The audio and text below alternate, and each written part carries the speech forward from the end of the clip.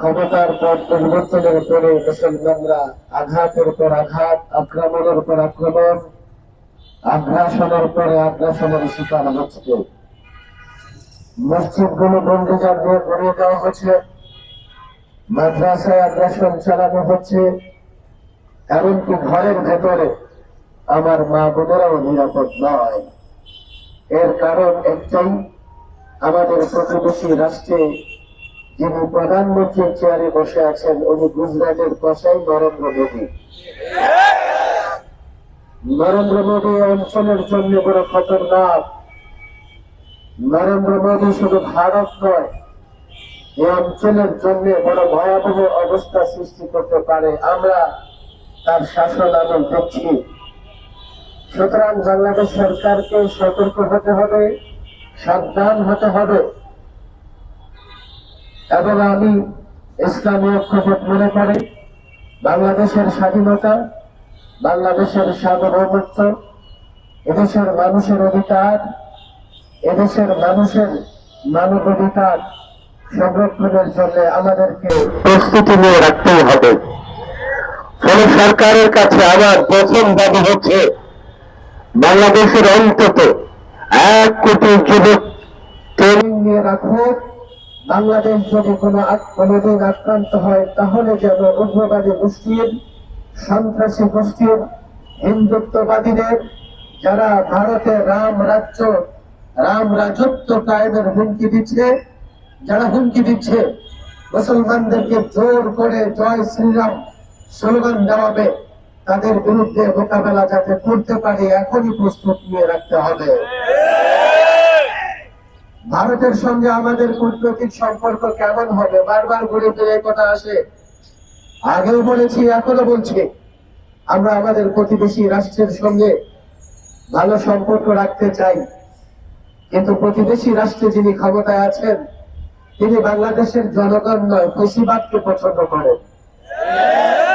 এই জন্য ফেসিবাদের জননীকে তিনি আশ্রয় দিয়েছেন। বাংলাদেশের জনগণকে মোটেও মহব্বত করেন না, ভালোবাসেন না।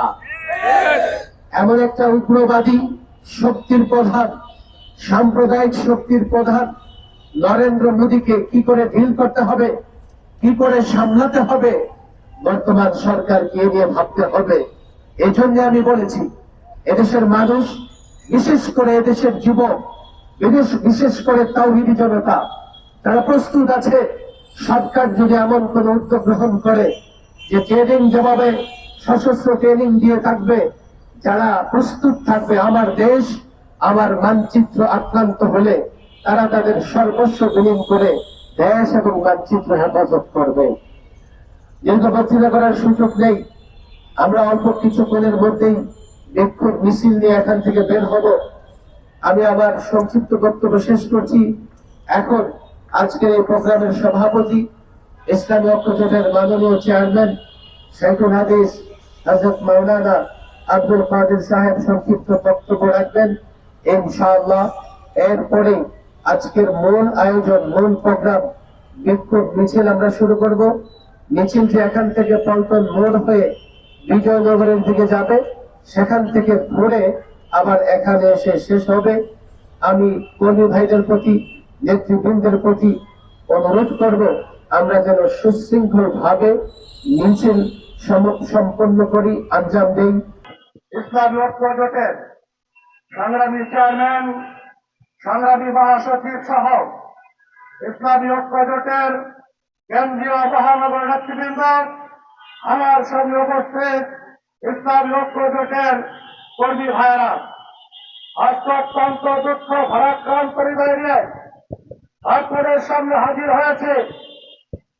যখনই আমরা লক্ষ্য করলাম ভারতে একটি নির্বাচন হলো, নির্বাচন সারা পৃথিবীতে হয়, নির্বাচনের পরে যারা সরকারে আসে তারা জনগণের সঙ্গে সভ্য আচরণ করে, নমনীয় আচরণ করে।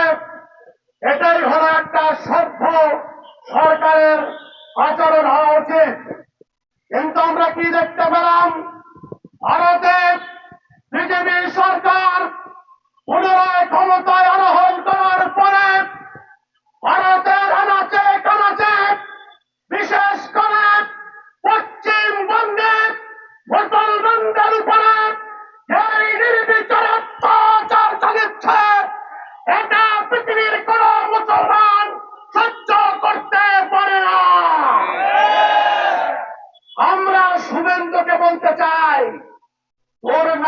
শুভেন্দু অধিকারী।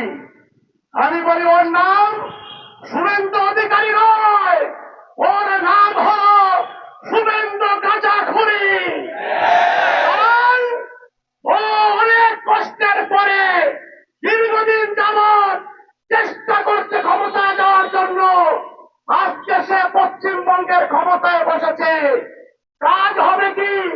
ক্ষমতার চেয়ারের কলমে শুভেন্দু পাগল হয়ে গেছে।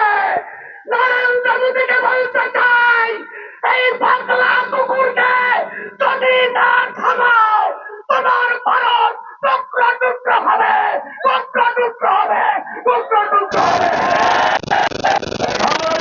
আক্রান্ত হয়েছিল বাংলাদেশের মানুষ চুপচাপ বসে থাকে নাই। এদেশের মুসলিমের নেতৃত্বে লক্ষ লক্ষ তৌহিদি জনতা ভারতের অভিমুখে সংগ্রাম করেছিল। আবারও বলতে চাই, তোমাদের কাছে বেশি মারামারি ভালো না। আমার লম্বার খাবে, আমার লম্বার খাবে। এবার পশ্চিমবঙ্গকে বাংলাদেশের অন্তর্ভুক্ত করা ঘোষণা দেওয়া হবে, ঘোষণা দেওয়া হবে। সকলকে ধন্যবাদ। আসসালামু আলাইকুম।